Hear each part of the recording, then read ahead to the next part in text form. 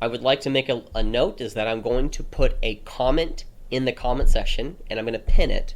It's going to be a summed up version of this entire video. If you do not want to watch the entire video, I would highly recommend that you go and read that that comment, because I'm going to try to make it with the most amount of context with the minimal amount of words. So I might not put all of the arguments that I have in this video, but it should be enough to justify and debunk subjective only morality as being just a horrible belief system of how wrong it is. Well, that's your own subjective opinion. Yeah, you probably want to watch the video if that. But please go watch that comment. I'm going to have a link of this guy's video down below. Please go watch the entire thing in its full context.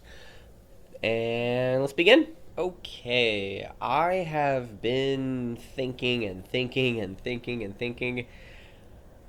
And I think I can just sum it up very quickly, how to debunk anybody who does not believe in objective morality. I'm going to use simple word association, like the word love may mean 3 different things to 3 different people. For example, love can mean to one person passion and lust. A second person, it could mean kindness and care. And to a third person, it could mean acceptance, to be one with somebody. And when I'm going to use a simple word, for me, I would define love as to care for another. Because if you love somebody, why would you let them continue doing wrong actions that are bad, that are harmful, that are degrading? I mean, why would you let somebody do that? And if you love them to let them decide for themselves, is that truly loving? And if it's subjective, well, then no one can ever be wrong. And that's just the basis of it. And that we'll get into a bit.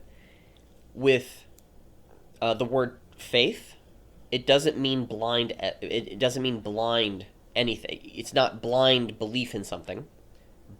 Faith equals trust. That's it. Trust. I have faith in certain things. I trust something. That's what, again, within Christianity, you put your faith in Jesus Christ. That's an essential, fundamental activity that you're supposed to do within Christianity worldview. But if you have faith in something, if you trust something, we are humans.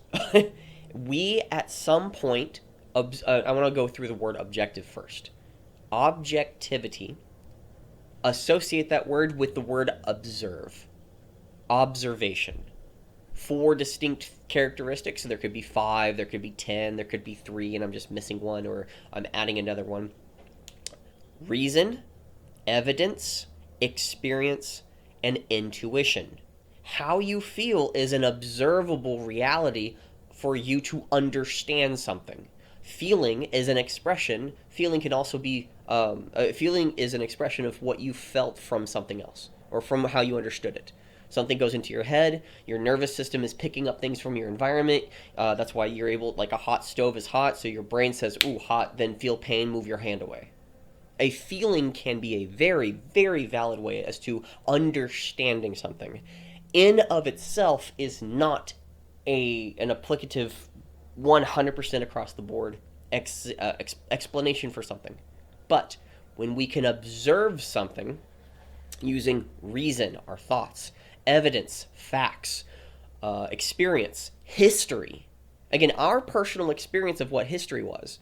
Because asking a person to tell of an event that they experienced versus having another person who didn't go through the experience, doesn't have any information about that event, and then why should we listen to that person? One person's tale doesn't mean they have the whole thing. Their perspective might be skewed. But we observe, we look, and we measure, and we test, and we look, and we measure, we test, we keep on the process to continue fine-tuning into an ultimate truth. What it is. And even the word truth. People who do not believe in truth, say that there is no truth, are claiming a truth in of itself. So that's debunked, like boom, done. There's no video that needs to be made about that one particular thing.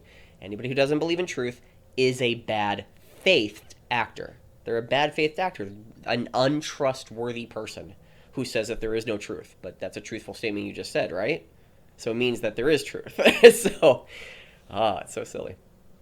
When somebody uses, and with everything that I mentioned up until now, human beings at some point, we stop measuring and doing the scientific process of like, oh, what is this? What is that? What is this? What is that? And we observe, and we're measuring, and we're using these different faculties of observation. Reason, our thoughts, evidence, fact-based, experience, and intuition. There's probably more. Maybe I added one that probably shouldn't be there. But a handful, from my understanding, reasoning, that these 4 things are major points of observation. Sight, sound, smell, taste, touch. The 3 main modalities are sight, sound, and touch, other than olfactory and gustatory, or whatever the other one is for taste. I think olfactory is taste. No, it's the other way around. Olfactory, I think, is nose. With observation, we at some point stop measuring and then we assume certain things are going to happen. For example, if a man married to a wife was poisoned by that wife 10 years in the marriage, through his morning tea. For 10 years, she served tea to him. He didn't have any reason as to believe she would poison him. Again, humans are subjective. We are subjective creatures living in an objective world that we can observe the reality, the truthful world in which we live in. It doesn't mean that we are correct because we observed it, but we can add definition to something and be more specific about what that thing actually is. When someone says that there is no objective morality, the word objective, associate it with the word observe. They are telling you, shut your eyes, close your ears, there is nothing to observe here. They are a bad faith actor. Now, let me rephrase that. They are either one of 2 things. 1, wrong. Or 2, wrong, and they're a bad faith actor. They're a bad faith actor because they know that they are wrong or just don't care. Because to remove objectivity from morality, which is often summed up into the word ought or should. You should do this. Implementing a policy. This is the way that we're going to be doing things. My question, why? If it's subjective, what about my subjective? Any explanation, any reasoning you give is void. There's no reason to give any reason. There's no reason. There's no need to bring up reason. There's no need to bring up experience. There's no need to bring up how you think. Evidence. There's no reason to bring up evidence. There's no reason to bring up an intuition of like, well, this just makes more sense. I don't know how to describe it, but it just might make more sense. Intuition is a valid form of observing your universe. Yes. And when somebody says the word there's no objective morality, they are saying shut your eyes, close your ears, and do not observe morality. Do not do it. It's wrong. Wait, what? Again, because if you try to observe morality of what might be better than another, you are incorrect. You can't be incorrect. I can't be incorrect because of, like, no. Even if I was incorrect. I'm not wrong for being wrong. Again, but then you're going to start passing policy. It's okay if subjective things happen, meaning any and all wrongdoing from history, from society, from any and all things are not true. But I'm going to install policy because it all comes down to one simple question. After you ask whether or not if they believe in a subjective-only morality. There's only one question you ever have to ask, and it really does make a lot. It starts extending like, oh, maybe you're just stupid for believing that subjective-only morality really just, that it doesn't make any sense. How do you vote? If somebody believes that there's a subjective-only morality, ask them how do they vote. And if they say that they do not vote, okay, well then I'm going to do whatever it is that I want. Ultimately, they have their own thoughts and feelings that they'll try to observe whether or not it's good or bad. Doesn't mean they're either right or wrong. But here's the thing, is that something can be true regardless of your emotions. Something can be true regardless of how you reasoned it. Something can be true regardless of what evidence you bring up. And what do I mean by that? For example, there is black men, young black men, have a 18. Well, no, cops, police officers in the United States have an 18.5 times more likelihood to be shot by a young black man than a young white man. That is a ridiculous statistic. I believe, from my understanding understanding that it's having other principles and other philosophies to bring up, that is a thing of culture. That is a thing of what what a group of people are doing of a particular culture. It has nothing to do with their race. And again, race and culture are often attributed to one another. But it's the fundamental basis from Christianity that we are all made in the image of God. From that image of God... Oh, that's my alarm. Quiet alarm. Anyways, but from that basis is that it's not race. I might have brought up evidence that... Somebody could bring up evidence and say, hey, because of this statistic, black people are a bane to society. I would say it's a bane that they most likely do not have fathers in the home. Because wisdom is something you can never be... Atheism never brings up wisdom. It can never do that. Again, it's people who believe in a subjective only morality can never justify wisdom, truth. They can't. Because if you were to go towards... If you're trying to understand something, wisdom... How are you to measure this? What are you to look at it? How are you to change in this world? But if it's a subjective only morality, why should I change? There's no reason to bring up reason. Which again, that's a reason. That's an objective thing. That's something that you can reason. Oh, there is no reason to bring up reason, which is an objective thing. That is an objectively true thing. When somebody says that there is no objective morality, they are telling you, specifically, I know it's not their intention to do it. Somebody's intentions and the activities that they do, the activity of the belief.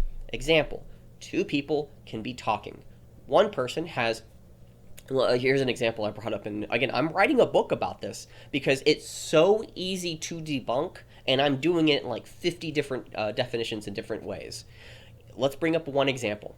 Two men are in a room. Man one is putting a coin in a jar. Man two says, "Oh, you're putting a coin in a jar, sir." The first man says, "No, I'm not." The second man says, "Yes, you are." First man says, "I'm not putting a coin in a jar. I'm putting a coin in a cup."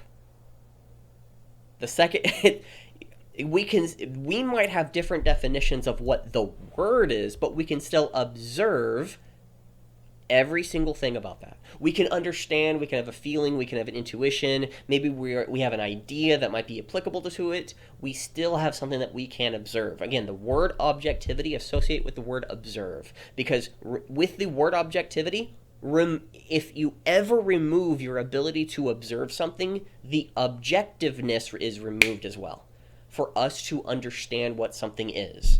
That is a major critical point for anybody who believes that we live in a subjective only morality.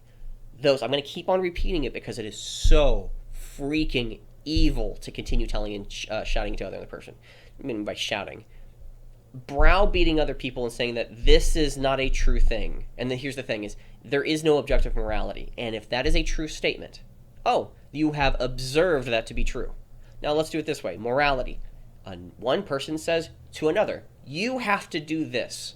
What are the outcomes? How does the person feel? How is it communicated? What was the outcome? What was the goal? What was achieved? What is the what time frame started? When did it start? And what was the outcome at what time? What are the factors that are important in maybe understanding it? And if any single person says there is a subjective only morality, shut your eyes, close your ears. Do not observe the oughts and shoulds in society. That's the biggest issue I have. And again, every single thing other than my own personal argument about the values of the 18.5 statistic, Every single argument that I gave had nothing to do with Christianity.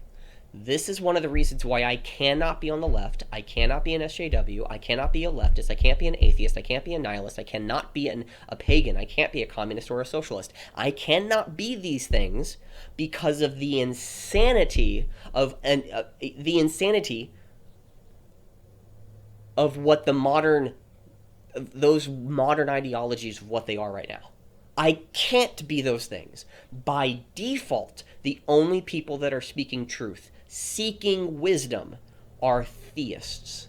I might disagree wholeheartedly with a Muslim. Wholeheartedly. I would rather live next to a Muslim than I'd rather live to an atheist. Because, just by default. Because I think that I would have more in common, even though there's a fundamental difference about Jesus Christ, what happened, who he is, and whether and the value of Christ. Fundamental difference. That is a major point, the difference between Islam and Christianity. But I would have more in common with a Muslim in respecting and honoring an objective truth. More importantly, I would have and with these objective morality, with objective morality, anybody who claims that that it's only subjective morality, do I have to abide by that? Do I have to abide by that? They'll say no. They will say no. But if anything happens to you, it's a whatever situation. Well, if the other people do things to you, it's not wrong. But I'm not going to aggress against you. But what about them? Shouldn't you, again, because the non-aggression principle?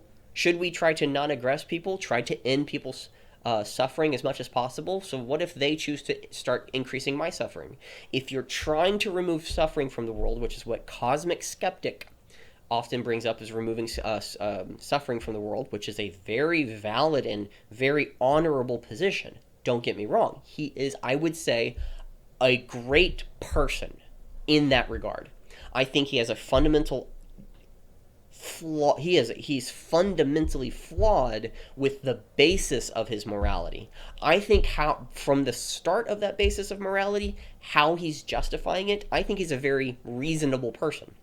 I think he's a very well-intended person. I would love to have a conversation. I'm okay with yelling and screaming and probably cussing each other out because I know that he's actually coming from a good place. I know that we're trying to figure things out. I don't know if Cosmic Skeptic believes that there is no objective morality. It's the most baffling thing. It really is. But this is interesting. And I know this entire video, but I wanted to post this because this man, I'll have the link down below to the video. There's many topics that you can bring up about Christianity and like evolution. Evolution is a phenomenal point of like, well, this is here, this is there. Young Earth doesn't make any sense. Therefore, anybody who believes in a young Earth, well, why believe this and that? Bam! You've just brought up a very valid reason as to maybe Christianity having some fundamental flaws, or how do we understand the Bible, or that's a great point. But anybody who says that there's a subjective only morality is not treating you with respect. They're not. They're not, because it's false. It's wrong. Meaning, oh, is that your just subjective opinion? That's a subjective opinion. Oh, isn't that your subjective opinion? And again, subjective opinions, at the end of the day, if we only have subjective opinions, it's power over other people. It's who's going to win. That's it. Let's remove God. The only reality that exists is power over other people. When it comes to objective morality, on the other hand, it's that I need to withhold my power over you, and I need to come to an understanding of something. I might be wrong, but in a subjective only morality, everyone else can be wrong. I can't, because I feel it. Unless I feel like I am wrong, then that's my justification to change. But if I don't feel like changing, I shouldn't. That's a big issue. Because what if you're wrong, but you can't be wrong? No, what if you're incorrect, but it doesn't matter? What if you're harming somebody? It doesn't matter. There's no reason whatsoever, including that reason. You remove reason, you remove the ability to have evidence, reason, experience, and intuition being anywhere close to, it removes the ability for you to observe what people are doing. And subjective only people are just wrong. Again, any conclusion you come up with is something you can observe. From that observation, I'm not correct because I have observed it, but there's something valid about it. If somebody is upset about how another person communicated, there is validity in how people should communicate. It doesn't mean that the other person should change, or the person who's feeling the things should change. Maybe they both need to change equally. Maybe it's more of one or the other. Maybe none of them need to change because maybe it was just a happenstance situation that it happened, boom, it's gone, they will never meet again. Who knows? Learning to grow and all that great stuff. So anyways, thank you very much for being a part of this. I'm going to continue posting videos, and I'm actually on a streak and actually more focused rather than programming, which I've been working on. I'm actually a bit more drawn, if not compelled, to continue doing Christian apologetics, because I believe I have a very unique way of approaching this stuff. I did not become a Christian. I didn't go towards Christianity because I read the Bible. I do not actively read the Bible. I want to start reading the Bible. That's actually something I'm planning on doing. I want to read the King James Version and actually start understanding it, or at least get some context or like what's actually in it. The reason why I believe Christianity is valid, if not true, is because atheism, nihilism, paganism, veganism, communism, socialism, SJWism, leftism are all invalid when they have a basis of no objective morality, no truth, no wisdom. What are you building? Again, progressivism. You're progressing what? That's the biggest question that I have. Progressing something for the sake of progressing something is not a morally good thing, because you might push the lines way too far and it collapses in on itself, but then it gives you more reason. Oh, then everyone else, reality collapsed in on of itself. For example, I'm going to try to make certain that women have rights in this world. Also, men now can identify as women, and men can go into women's sports and dominate over all female sports. Welcome to the insanity of progressivism. You're progressing towards what?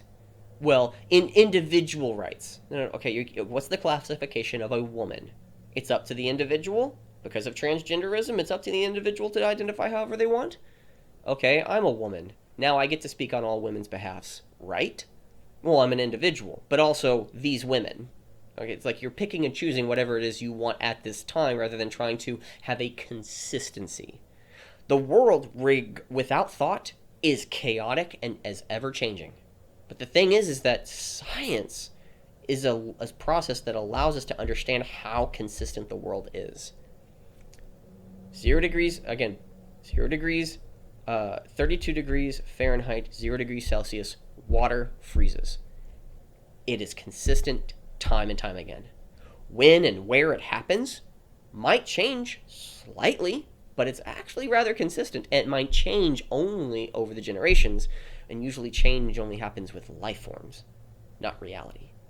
Kind of interesting with that. Anyways, that's all that I got. Thank you very much for being a part of this. Please post your comments, questions, and concerns right down below. More importantly, I'm going to have a comment section.